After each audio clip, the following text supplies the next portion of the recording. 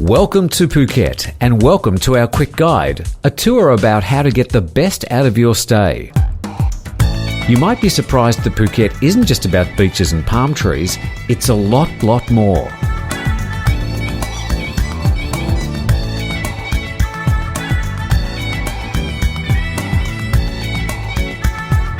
The island can be broken up into a few zones. There's the west coast where the best beaches face the Andaman Sea. The tourist towns of Patong, Kata, Karon and Surin define the west coast. Patong the party town, Surin a little bit more laid back, Karon and Kata somewhere between the two. North and south along the west coast the beaches can be a little quieter, and right up north you can even find a stretch of sand all to yourself. On the east coast is the commercial hub of Phuket town. Here you'll find lots of eclectic shops and some really good food at cheaper prices than the west coast. It's where many of the locals live, so you can expect an authentic Thai experience if you visit. North of Phuket town there are smaller residential towns, many of the island's nature reserves and some of the world's most spectacular views over Phang Nga Bay. South of Phuket town are the towns of Chalong and Rawai, popular with the island's expats. A visit to Patong followed by a visit to Phuket town is a good example of how diverse the island of Phuket really is. Although much of Phuket appears to be heavily populated, in truth most of the island is still mountainous jungle.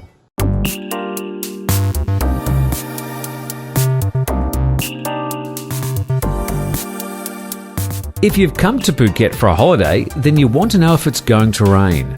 Well, it does rain, but mostly between May and November, which we call the green season. Between December and April each year is the dry season, and you'll likely be blessed with day after day of clear blue skies. The weather on the island is driven by the monsoon, which blows from the southwest during the green season, pulling in moist air from the Indian Ocean, and then turns round like clockwork sometime late October or early November, when the northeasterly blows hot air from the Asian continent down across the Malay Peninsula.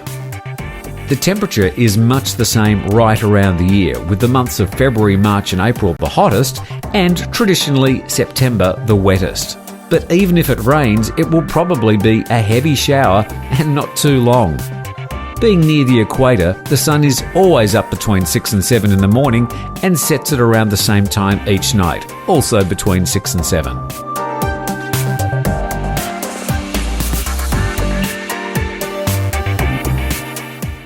Thai people are very easy to get along with, but a few basic courtesies will get you a long way with the locals. By now, you would have already been welcomed with a traditional Thai Y. This is how Thais greet each other at all occasions. Although there are many subtleties and variations of the Y, here's a few tips to avoid a cultural faux pas. If a Thai person Ys you, it's polite to respond. Either to Y back if you want, but a simple acknowledgement or a bow of the head would also be appropriate. Give it a try. Just press your hands together, fingers and thumbs together, hold your hands against your chest, bow your head slightly with your fingertips up near your nose. Even if you get it wrong, you'll score lots of points for trying and be rewarded with the famous Thai smile. The Y will usually be accompanied by the greetings Sawadee Cup for men or Sawadee Ka for women. Use the same greeting at any time of the day. If you learn no other terms whilst you're here in Thailand, learn Sawadee Cup and Sawadee Ka. It will always be appreciated. Thailand is a constitutional monarchy, and although it has a democratically elected government, it also has a revered royal family who have served the country as the Chakri dynasty since 1782. His Majesty, the King of Thailand, is the longest-serving monarch in the world and deeply respected by the people. Under no circumstances is it considered appropriate to discuss any matters relating to His Majesty or the royal family during your time in Thailand. You're here for a holiday, and you might wear the skimpiest clothes when you're in some tropical countries, but in Thailand what you wear is an important extension of who you are. There are no firm rules on this, but for example, topless bathing on the beaches would not be considered appropriate in Thai culture. Despite what you might see in Patong's Bangla Road, Thai people are quite conservative when it comes to what you wear, and it will be noted by the locals. When going to a temple, you must cover your shoulders, and skimpy shorts and skirts would not be permitted. Many temples happily provide tourists with sarongs and scarves to help in these situations. Whatever you do, buy some cheap, comfortable slip-on shoes or sandals for your visit. Like with many Asian cultures, you'll be taking your shoes off often, at all times when entering a house and sometimes when going into local shops, especially when you're out of the main tourist spots. Finally, in Buddhist culture, the head is the most sacred part of the body and should not be touched by a stranger. Well, there's plenty more to tell you, so we'll be back in just a moment to tell you more about this incredible island.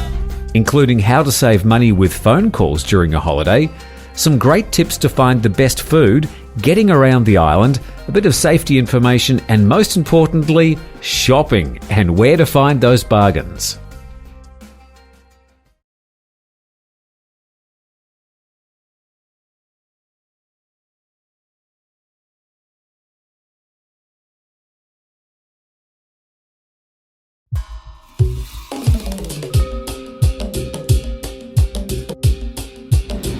Welcome back to our quick guide to Phuket. Now, you're on holiday, so the last thing you probably need is your phone annoying you.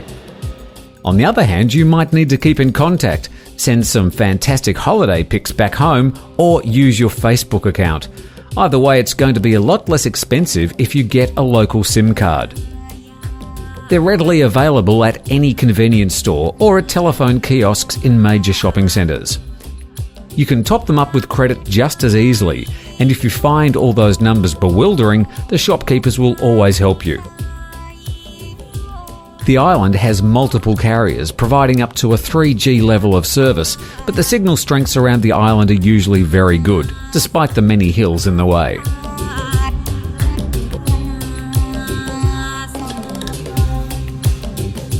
Phuket has its own variation of Thai cuisine, and you'll be spoiled for choice here on the island. You'll find some of the cheapest and most expensive dining experiences in the world here in Phuket. And the price of your meal doesn't necessarily mean it's going to taste any better. These days, even the street food is okay to eat, and there's plenty of it. The Thais love eating good food, so be guided not by the fancy location and expensive decorations, but more by where the locals are eating. No matter where you are, you'll never be far away from an enormous variety of food. Well, if you like spicy foods, you've come to the right place. And if you do get some sort of stomach upset, it's much more likely that you've overestimated your tolerance of spicy food rather than any actual problem with the food. The Thai food that you have in your home country is probably a much milder version than the real thing. If you're not used to spicy food, make sure you learn the term "my pet" when ordering.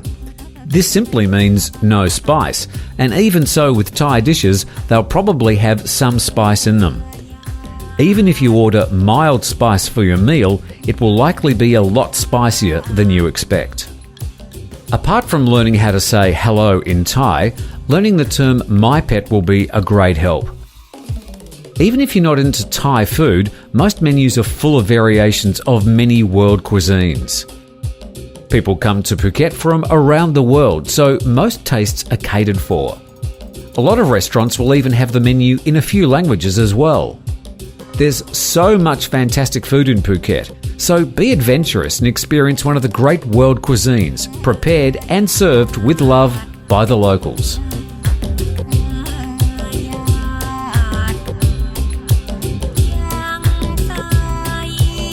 Okay, I'll be frank with you here. Getting around Phuket can be a nightmare. The popularity of the island and the growth in tourism hasn't been matched with the infrastructure to cope with all the visitors. Public transport in Phuket exists only in a very basic form, and it's used mainly by the locals. The roads are not wonderful and the traffic can be hideous, particularly during the morning and evening when people are going to and coming from work. And in the peak months of December and January, getting around needs a bit of planning to avoid the worst of the traffic. It can also be expensive, but fear not, it's not that hard to get around once you know your options. If you arrived at the Phuket International Airport, you would have already witnessed the organised chaos of the transport system here. Mainly on the west coast and around tourist areas, you'll see the ubiquitous Phuket tuk-tuk.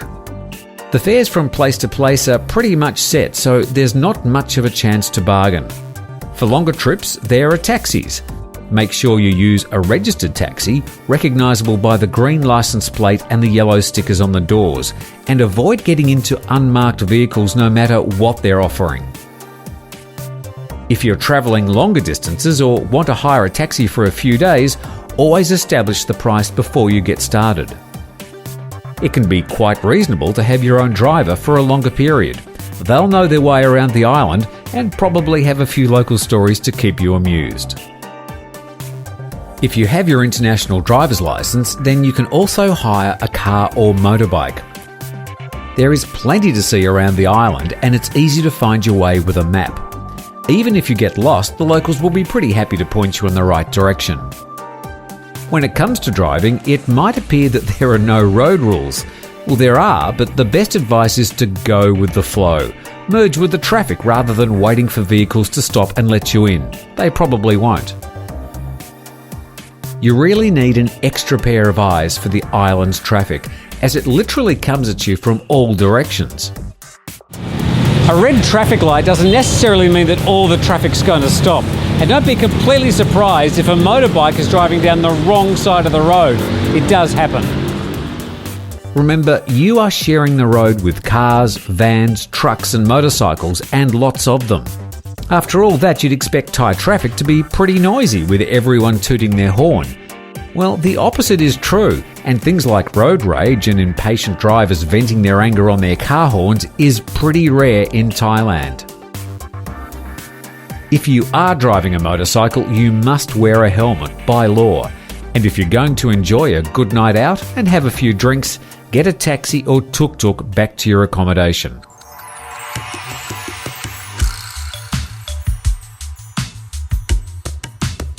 When it comes to scams and annoyances, Phuket does have its share of people who are keen to part you from your money.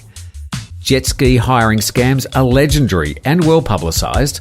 Like with motorbike and car hiring, make sure you check the paperwork and ensure you have insurance.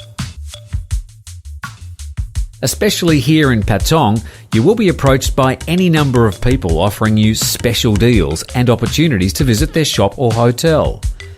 Just politely say no or shake your head and keep going. It's just part of tourist life in Phuket.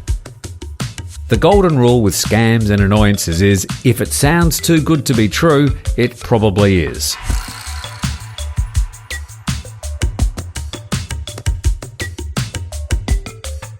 Phuket, like the rest of Thailand, is a relatively safe place to travel, and most of the time tourists get into any trouble, it's usually self-inflicted or from some sort of misunderstanding or overindulgence. Just use common sense in all situations and stick to well-lit areas, and you're unlikely to encounter any serious problems. Phuket has a well-developed tourist police service and caters for most of the common languages visiting here.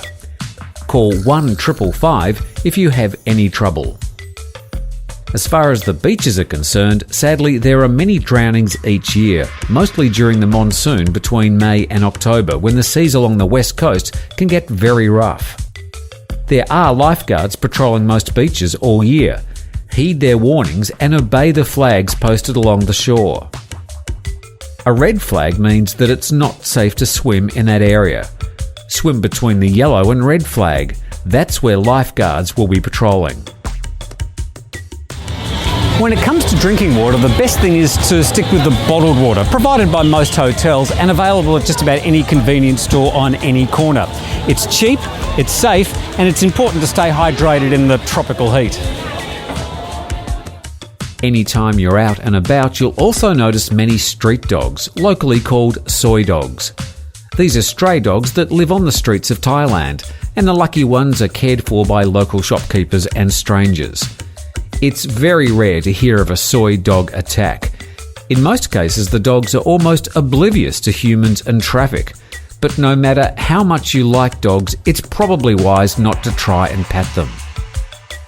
And for cat lovers, yes, there's also lots of soy cats, usually smaller than a lot of other breeds. Although, of course, not officially the Siamese cat breed, in a country that used to be called Siam, these are indeed real Siamese cats.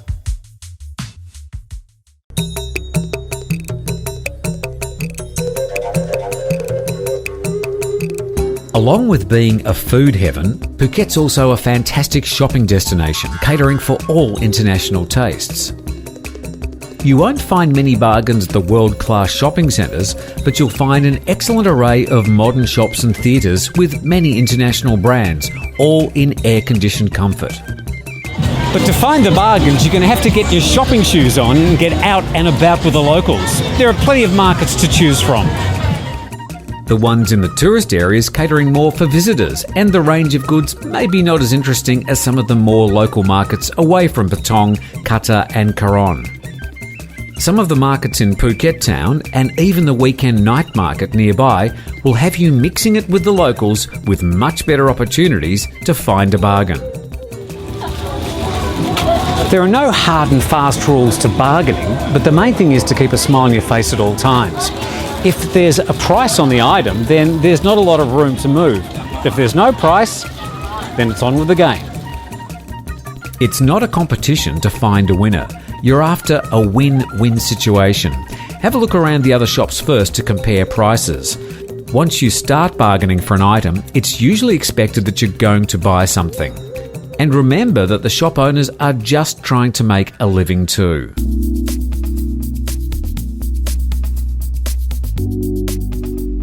It's almost impossible to pick a top 5 or 6 must-see attractions in Phuket. It depends on your personal taste, where you're staying, the weather, and the time you have available. And even if you're staying in the tourist hub of Patong, please get out and explore other parts of the island during your stay.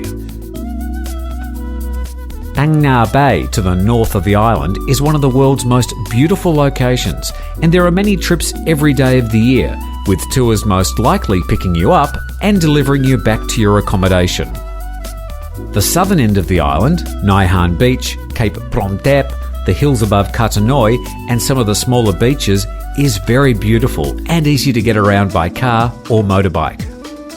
When it comes to eating, just take a walk and see where the locals are having their meals. Don't be afraid to go into smaller roadside restaurants. Even if it doesn't look very fancy, I can guarantee that the food will be just as good and a lot less expensive than some of the tourist areas. Although Koh Phi Phi is the most famous of the islands off Phuket, there are many other beautiful islands to visit, with a variety of activities including world-class diving for all levels. A lot of the island is about beach life, but if you're looking for a bit of local culture, take a ride into Old Phuket town in the centre of what they now call Phuket City. Here you'll see a lot of original Sino-Portuguese architecture dating back to the days when Phuket was a major trading hub and a centre for the local tin mining industry. Some of it is beautifully renovated, and there's an ongoing program to bring these grand old buildings back to life as a unique tourist attraction. Here you'll find all sorts of funky new cafes, fabric shops, little boutique hotels, and a lot of locals going about their daily life, away from the beaches and away from the busier west coast. Finally, you just have to go to one of the many live nightly shows on the island. From the uber-spectacular Phuket Fantasy and Siam Niramit shows, to the famous Simon Cabaret, Simon Star and Aphrodite shows, where they promise you'll see the most beautiful girls in Asia. It's a bit of a surprise. All the shows are suitable for the family. Your hotel can help you make a booking.